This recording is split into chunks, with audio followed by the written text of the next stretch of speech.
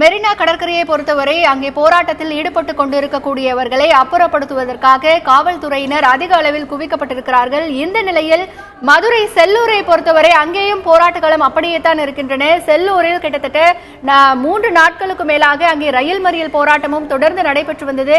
இப்பொழுது அங்கே போராட்ட களத்தில் எமது செய்தியாளர் சிவசபாபதி இருக்கிறார். அவரிடத்தில் கேட்கலாம். சிவசபாபதி, சொல்லுங்க, இப்போ செல்லூர்ல பொறுத்த வரைக்கும் நிலவரம் எப்படி இருக்கிறது?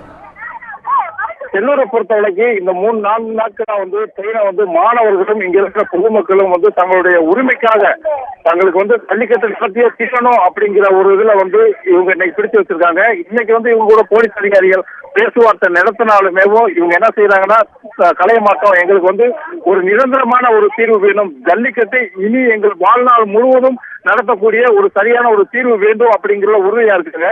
இதுல ஆங்காங்க போலீசார் சின்ன சின்ன சிறுவர்கள் அடிச்சதாகவும் ஒரு தகவல்கள் இருக்கு. இதனால பொதுமக்கள் ரொம்ப கோபமாட்டே இருக்காங்க. அதே மாதிரி இங்க இருக்கிற பொதுமக்கள், அதாவது லேடிஸையும் தகாத வார்த்தை பேசி அவங்க போலீசார் அப்புறப்படுத்துறதுக்கு உண்டான ஒரு நிலைமை இருக்கு. மேலும் இங்க இருக்கிற பொதுமக்களுக்கு உணவு, குடிநீர் போன்றவை போலீசார் பெரும் கெடுபிடிய கடைபிடிச்சுட்டு இருக்காங்கன்னே சொல்லலாம். ஆனா பாத்தீங்கன்னா போலீசார் தொடர்ந்து பேச்சுவார்த்தை நடத்திட்டு இருக்க சூழ்நிலை இன்னும் பேச்சுவார்த்தை எந்த விதமான சமரசமும் எட்டப்படவில்லை சொல்லலாம்.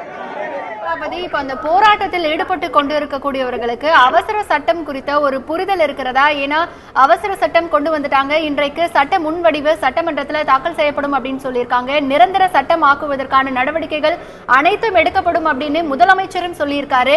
இது தொடர்பான தகவல் எல்லாமே அந்த போராட்டத்தில் ஈடுபட்டு கொண்டிருப்பவர்களுக்கு முழுமையாக தெரிவிக்கப்பட்டு விட்டதா, அல்லது ஒரு புரிதல் இல்லாமல் இதை அவர்கள் தொடர்ந்து கொண்டிருக்கிறார்களா? இல்ல, இப்போ இந்த போராட்டத்துல காலத்துல இருக்கிறவங்க என்ன சொல்றாங்கன்னா, அவசர சட்டம் இயற்றுனது எங்களுக்கு ஜல்லிக்கட்டுக்காக அப்படிங்கிறது எங்களுக்கு தெரியுது. ஆனாலும் இது நிரந்தர சட்டமாக்கப்படணும் அப்படிங்கறதுல உறுதியா இருக்காங்க. இதுல பாத்தீங்கன்னா சட்டசபை காலையில ஒரு 10 மணிக்கே கூடணும்னா 10:30 மணிக்குள்ள இந்த சட்டம் ஆக்கப்பட்டுரும் அப்படிங்கறது பொதுமக்கள் எல்லாருமே நம்பிக்கையோட இருந்தாங்க. ஆனா இதுவரைக்கும் இந்த சட்டங்கள் பத்தி எந்த விதமான செய்திகளும் வெளியாகவில்லை. ஆங்காங்கே மாணவர்களை வெளியேற்றுறதும், மாணவர்களை அடிக்கிறதும், போராட்டக்காரர்களை அப்புறப்படுத்துற மாதிரி செய்தி வந்துகிட்டு இருக்கு. எங்களுக்கு நிரந்தரமான ஒரு சட்டம் சட்டசபையில ஏற்றப்படும் சொல்லி சொன்னாங்க இல்லையா, அது இதுவரைக்கும் ஏன் வரல அப்படிங்கிற ஒரு கேள்வியோட இந்த மக்களுடைய போராட்டம் தொடர்ந்து நடைபெற்றுக் கொண்டிருக்கிறது.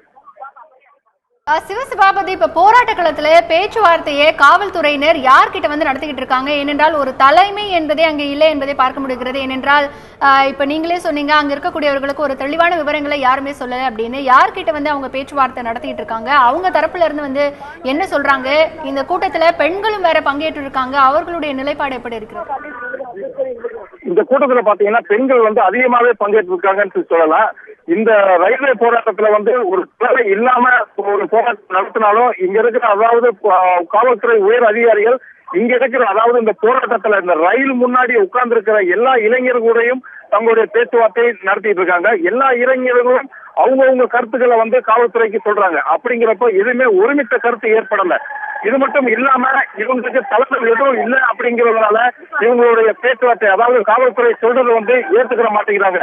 இவங்களுடைய ஒரே குறிக்கோள், எங்களுக்கு நிரந்தரமான ஒரு சட்டம் வேணும், வாழ்நாள் முழுவதும் ஜல்லிக்கட்டு நடத்த எந்த அமைப்பும் தடையில் இருக்கக்கூடாது அப்படிங்கிறதுல இவங்களுடைய ஒரு கோஷமாவே இவங்க இந்த தொடர் ரயில் முறையில ஈடுபட்டு இருக்காங்க.